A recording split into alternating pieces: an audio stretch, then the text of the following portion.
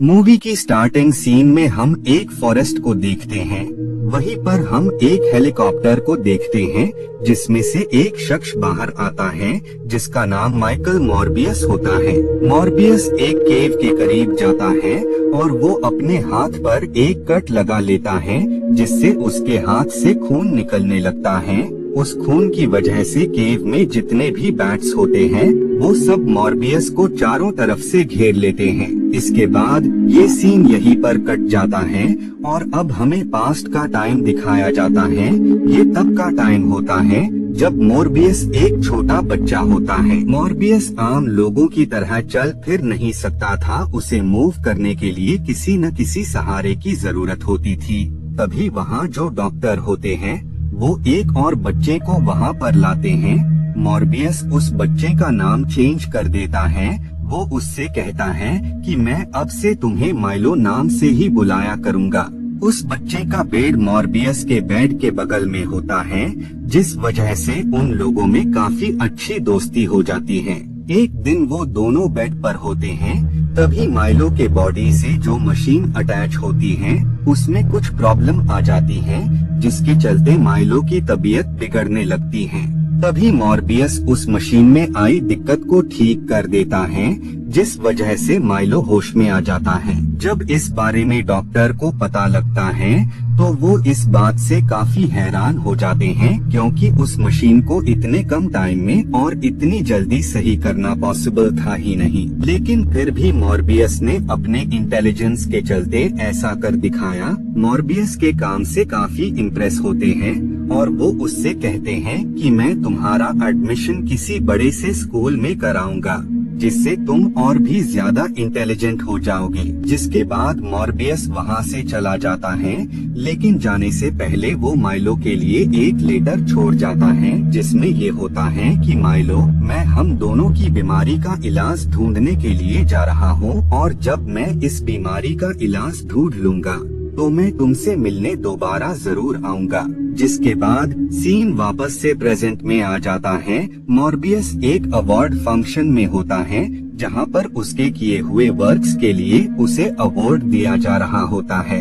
लेकिन Morbius award को लेने से इनकार कर देता है और वो वहां से निकलकर वापस अपनी लैब में आ जाता है, जहां वो वापस से अपने एक्सपेरिमेंट्स को अंजाम देने लगता है। वहीं पर हम मार्टिन को देखते हैं, जो कि उसके एक्सपेरिमेंट्स में उसका साथ दिया करती थी। वहीं पर हम एक ग्लास के बॉक्स में बहुत सारे बैट्स को देखते हैं, जिन्हें मॉर्बियस ने अपने एक्सपेरिमेंट के लिए उन्हें कैद किया होता है, क्योंकि मॉर्बियस ने अब तक उस बीमारी का इलाज नहीं ढूंढा होता है जिससे वो और माइलो अफेक्ट थे। जिस वजह से मॉर्बियस वापस से उस बीमारी का इलाज ढूंढने में लग जाता है और काफी एक्सपेरिमेंट्स को अंजाम देने के बाद फाइनली वो एक सिरम को बना लेता है और बाद में वो उस सिरम को एक रैट में इंजेक्ट करता है, ताकि इससे उसे ये मालूम हो सके कि ये सिरम असरदार है या नहीं। लेकिन सिरम को इंजेक्ट करने के बाद ही उस व्हाइट रैट की मौत हो जाती है। ये देखकर मॉर्बियस को काफी बुरा लगता है, क्योंकि इतने सारे एक्सपेरिमेंट्स को अंजाम देने के बावजूद भी इनमें से कोई भी एक्सपेरिमेंट सक्सेसफुल नहीं साबित हुआ। अभी मॉर्बियस अपनी कलीग को सब कुछ बता ही रहा होता है, तभी उसके हॉस्पिटल में मौजूद शख्स की तबीयत काफी बिगड़ जाती है, जिस वजह से मॉर्बियस उसके पास जाता है और वो उसे इंजेक्शन लगाता है। तभी मार्टिन उस व्हाइट रैट को देखती है, जो कि अब वापस से अलाइव हो गया होता है। इसका मतलब ये होता है कि आखिरकार मॉर्बियस ने वो सिरम बना लिया जिससे वो और माइलो ठीक हो सकते थे। नेक्स्ट डे मॉर्बियस माइलो से मिलने जाता है। माइलो उसे इतने टाइम बाद देखकर काफी खुश हो जाता है और वो उससे कहता है कि मॉर्बियस, जैसा कि तुमने वादा किया था कि तुम इस बीमारी का इलाज जरूर ढूंढोगे, तो क्या तुम इसमें कामयाब हो गए? जिस बात पर मॉर्बियस उसे बताता है कि हाँ, मुझे इस बीमारी का इलाज मिल गया है और बहुत ही जल्द मैं तुम्हें उस सिरम की हेल्प से ठीक कर दूंगा। बाद में मॉर्बियस मार्टिन के साथ उस सिरम पर थोड़ा और काम करता है, जिसके बाद वो उस सिरम को मार्टिन को देता है और वो उससे कहता है कि तुम इसे बॉडी में इंजेक्ट करो। जिसके बाद मार्टिन उस सिरम को उसकी बॉडी में इंजेक्ट कर देती है, जिस वजह से मॉर्बियस की बॉडी में काफी तेजी से बदलाव आने लगते हैं। और जब वहाँ गार्ड आता है तो हम मॉर्बियस को देखते हैं जो कि उल्टा लटका होता है, बिल्कुल एक बैट की तरह। जिसके बाद मॉर्बियस उस पर अटैक कर उसे मार देता है, जिस वजह से वहाँ बाकी ऑफिसर्स भी आ जाते हैं और वो उसे मारने वाले होते हैं, जिसमें वो मार्टिन को भी धक्का देकर गिरा देते हैं। ये देखकर मॉर्बियस को काफी गुस्सा आता है और वो उन सब ऑफिसर्स पर अटैक कर देता है और अपनी पावर की हेल्प से वो जल्द ही उन सब ऑफिसर्स को मार देता है। बाद में जब मॉर्बियस अपने सेंसेस में वापस आता है तो वो ये सब देखकर काफी ज्यादा पैनिक होने लगता है, जिस वजह से वो FBI ऑफिसर्स को कॉल कर सब कुछ बता देता है। बाद में वहाँ पर FBI वाले आ जाते हैं। उस प्लेस पर उन्हें मार्टिन के अलावा कोई और शख्स अलाइव नहीं मिलता है। FBI वाले काफी हैरान होते हैं क्योंकि जिसने भी उन्हें मारा होता है उस शख्स ने मानो इनकी बॉडी से सारा का सारा खून निकाल लिया हो। मींस इन ऑफिसर्स की बॉडी में खून का एक कतरा भी नहीं होता है। इधर हम मॉर्बियस को देखते हैं जो कि काफी वीक महसूस कर रहा होता है और साथ ही उसकी ब्लड को पीने की क्रेविंग भी बढ़ती जा रही थी, जिस वजह से वो खुद को शांत करने के लिए आर्टिफिशियल ब्लड पीने लगता है जो कि उसने खुद ही बनाया होता है। खून को पीने के बाद ही मॉर्बियस के अंदर बहुत सारी पावर्स आ जाती हैं, जिससे वो पहले से भी ज्यादा अपने अंदर ताकत को महसूस कर पा रहा होता है।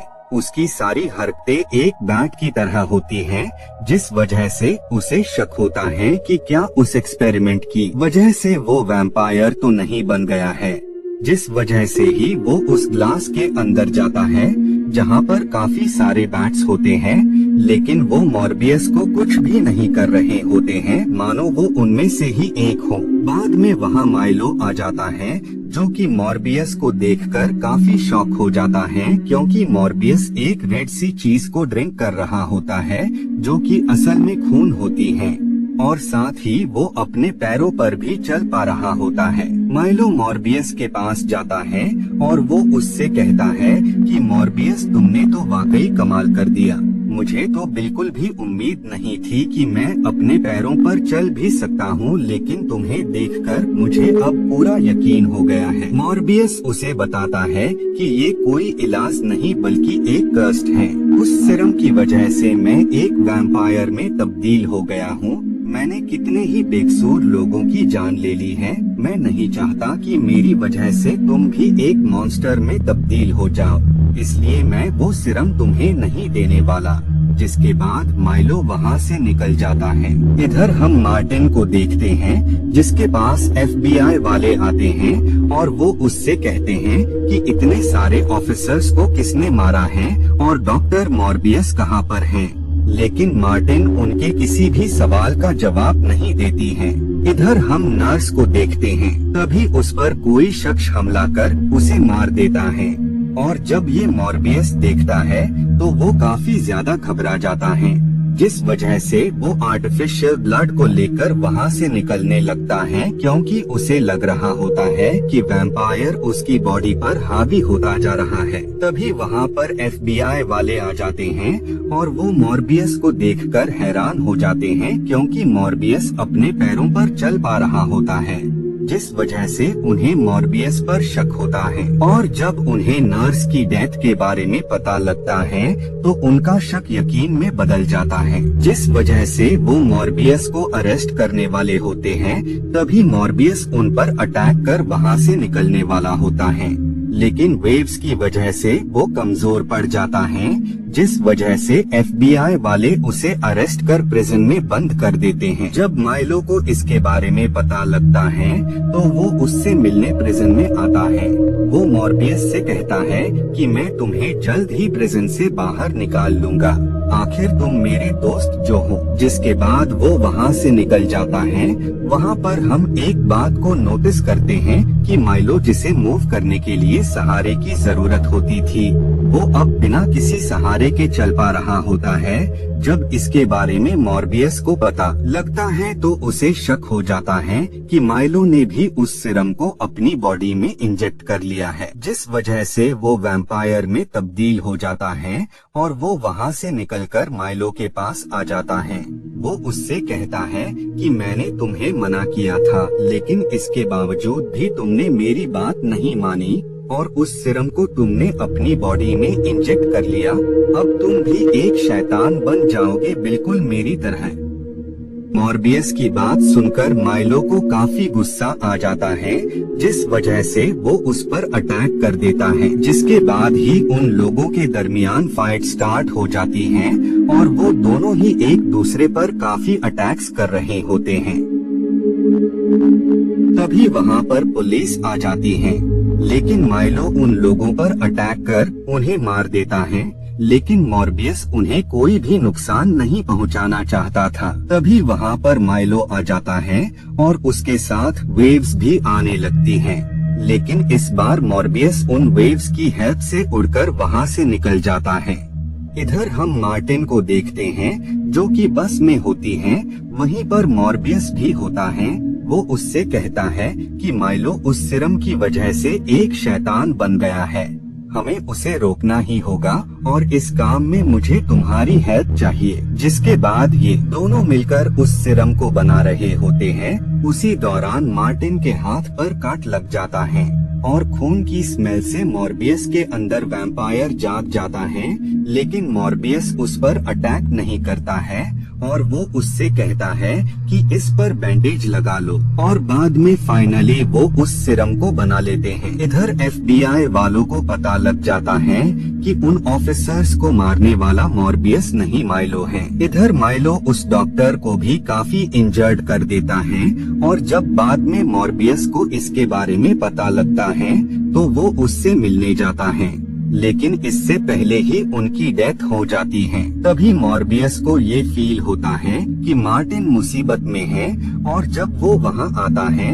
तो वो देखता है कि माइलो की वजह से वो काफी इंजर्ड हो गई हैं। ये देखकर उसे माइलो पर काफी गुस्सा आता है, जिस वजह से उन लोगों में फाइट स्टार्ट हो जाती है, लेकिन मॉर्बियस इस फाइट में हारते हुए नजर आ रहा होता है, क्योंकि मॉर्बियस आर्टिफिशियल ब्लड को ड्रिंक करता था, जबकि माइलो असली ब्लड को, जिस वजह से मार्टिन मॉर्बियस के ब्लड को ड्रिंक कर लेता है, जिसके बाद ही वो भी काफी पावरफुल बन जाता है और वो उस पर दोबारा से अटैक कर देता है और बाद में वो उस सीरम को इंजेक्ट कर उसे मार देता है और बाद में वो बैट्स के साथ वहाँ से उड़ जाता है। मूवी के लास्ट सीन में हम मार्टिन को देखते हैं जो कि अब अलग लग रही होती है। वहीं पर हम वल्चर को देखते हैं जो कि मॉर्बियस के यूनिवर्स में आ गया होता है और वो उससे कहता है कि हम दोनों मिलकर स्पाइडरमैन को रोक सकते हैं। और इसी के साथ ये मूवी यहीं पर एंड हो